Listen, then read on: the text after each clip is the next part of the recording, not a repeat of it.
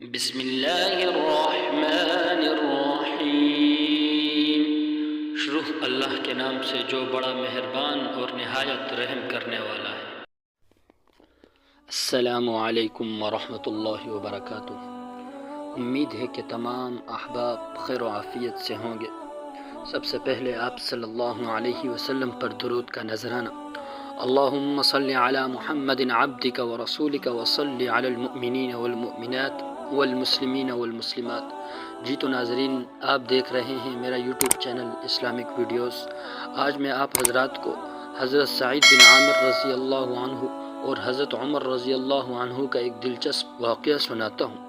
امیر Homs حضرت سعید بن عامر رضی اللہ عنہ کے حالات معلوم کرنے اور شہر حمص کے پریشان حال لوگوں کے آنسو پوجنے کے لیے حضرت عمر بن خطاب رضی اللہ عنہ نے ایک بار پھر حمص کا دورہ کیا۔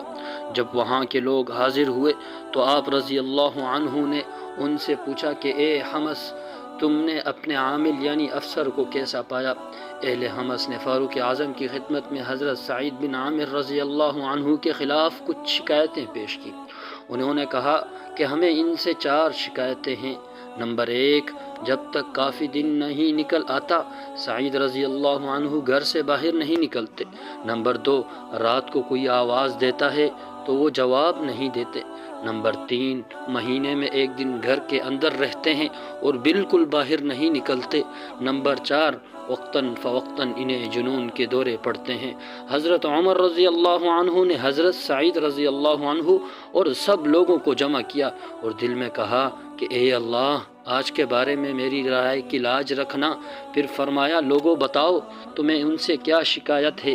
لوگوں نے کہا، جب تک کافی دن نہیں نکل آتا سعید اپنے گھر سے باہر نہیں نکلتے۔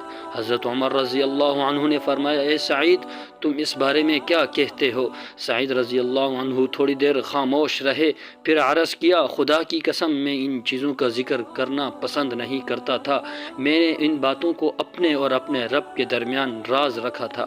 آپ پوچھتے ہیں تو میں بتا ہی دیتا ہوں۔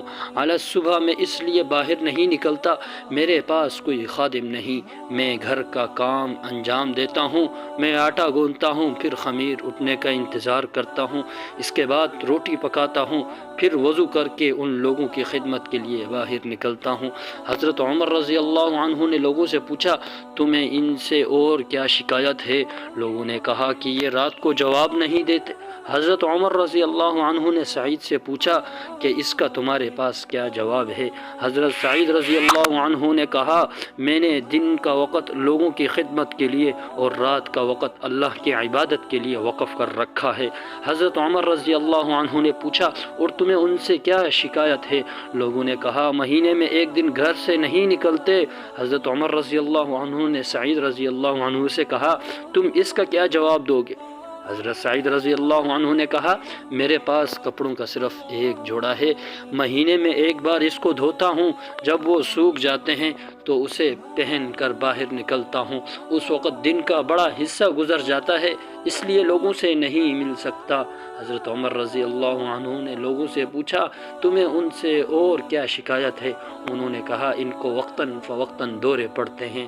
حضرت عمر رضی اللہ عنہ نے حضرت سعید رضی اللہ عنہ سے پوچھا، تم اس کے متعلق کیا کہتے ہو؟ حضرت سعید رضی اللہ عنہ نے جواب دیا، اس کی وجہ یہ ہے کہ جب خبیب بن عدی الانصاری رضی اللہ عنہ کو مکہ مکرمہ میں مصلوب کیا گیا تھا تو میں بھی حاضرین میں موجود تھا۔ میں اس وقت مشرک تھا۔ میں نے مشرکین قریش کو دیکھا کہ انہوں نے ان کے جسم کے ٹکڑے ٹکڑے کر ڈالے، پھر ان کو کھجور کے ایک تنے پر لٹکا دیا گیا اور کہنے لگے، کیا تم اس بات کو پسند کرتے ہو کہ تمہاری جگہ پر محمد صلی اللہ علیہ وسلم ہوتے؟